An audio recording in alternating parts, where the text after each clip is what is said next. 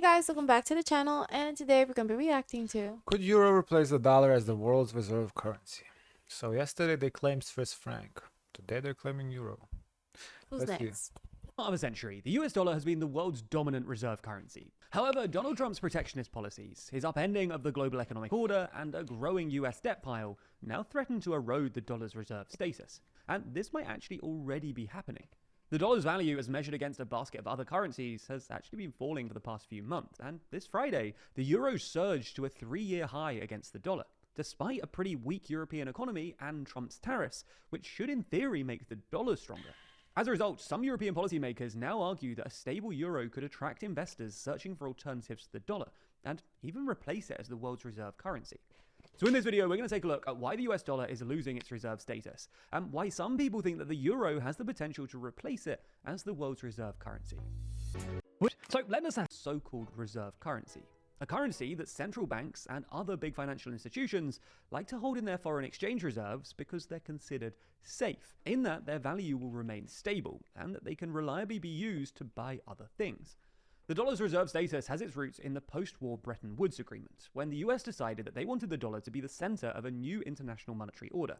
The dollar became the only currency that could be directly converted into gold, with all other major currencies then pegged to the dollar at fixed exchange rates. While the US ditched the gold standard in the early 70s, the dollar remained the world's dominant reserve currency, accounting for more than half of all reserves. Since its creation in 1999, It's been decreasing though a little bit, kinda. Slightly, but the euro has held the second largest share of international reserves, and until about 2008, it appeared to be gaining on the dollar, increasing its share from 23.6% in 2002 to a peak of 27.6% in 2009. However, the Eurozone crisis in the 2010s, plus the fact that the US began growing faster than the EU in this period, undermined confidence in Europe, and the euro's share of global reserves fell to 19% by the end of 2015. Today, the dollar still accounts for 90% of global transactions, and its share of reserves has remained at about 60%. Nonetheless, in the past few months or so, there has been some more substantive anxiety that Trump's policies could actually erode the dollar's reserve status. In short, Trump's unorthodox and erratic economic policies have undermined the dollar's reputation as a safe asset. This became glaringly evident early this week when the American stock market fell at the same time as both the dollar and treasuries. Now, usually when the stock market falls, the dollar and US treasuries go up because investors are moving out of riskier assets in the stock market into nominally safe assets. that's what people are saying why he reversed the tariffs, because the fact that stock market fell, usually what he said, the dollar and the treasuries go up. This time the stock market fell and dollar and treasuries went up. That's when Trump was like, okay, not working. That's what people are saying. I don't know. It's like the dollar and US treasuries. The fact that all three fell together early this week is proof that investors are actually just pulling their cash out of America altogether and no longer see the dollar as a safe asset, or at least not as safe as it once was. Anxieties about the surety of the dollar have been further exacerbated by at least 3 other things. 1, the obscene amounts of debt that the US is currently issuing, sparking worries about either a default or the US inflating away its debt. 2, Trump's previous comments about devaluing the dollar to help America reindustrialize. And 3, his antagonistic attitude to America's long-standing allies and his enthusiasm for sanctions, which has made some investors anxious about the prospect of Trump seizing their dollar-denominated assets. Nonetheless, the big question for de-dollarization advocates has always been, what could actually replace the dollar? You might think that the yuan will be a good alternative, but that's not really the case, for at least 2 reasons. Firstly, Yuan, Chinese yuan. China still has capital controls that effectively limit how much money can come in or out of the country via the CCP's influence over China's big banks. And secondly, the CCP actively devalues the yuan to keep its exports competitive. That sort of just leaves the euro then. As we mentioned a moment ago, until the Eurozone crisis, the euro looked like a real I mean, yesterday you said Swiss franc, so not only the euro, Swiss franc would like to take a war. But I do agree with the euro, though. I've been saying consistently that I think the next one should be the euro. contender, but weak growth and a sense that the European project had essentially stalled dampened enthusiasm. However, if American growth continues to slow and the EU continues to move towards deeper integration, then the euro might become the least bad option. And counterintuitively, this Least bad option. Wow, Just the so- choice of wording. yeah. The least bad option. Not the best option, the least bad option. I mean, what's the best option then? So there's no good options, but this is the least bad option. The process might actually be helped by the issuance of more euro-denominated debt, which is something we're currently seeing happen in both Germany, where incoming Chancellor Friedrich Merz has just scrapped the debt rate to allow for massive increases in defence spending, and at the EU level, where Commission Chief Ursula von der Leyen is talking about issuing more joint EU debt to fund Europe's rearmament. This might sound counterintuitive. After all, you might expect that if European countries were issuing lots of debt, this would be a symptom of their economic weakness, and therefore make the euro less attractive as a reserve asset.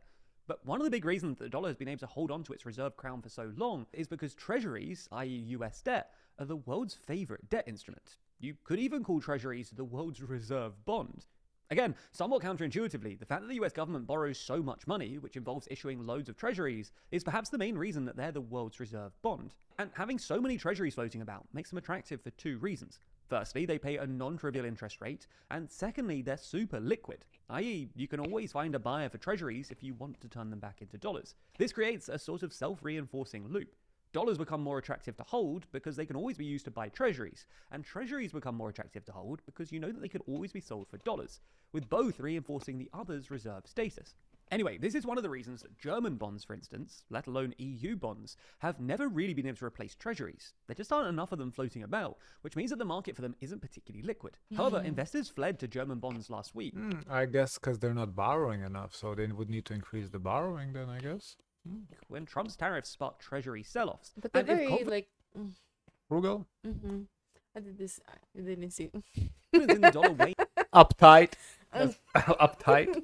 at the same time that both Germany and the EU, perhaps the two most trustworthy entities in Europe, start issuing lots of new bonds, the euro and euro-denominated bonds could eat away at the dollar treasury complex.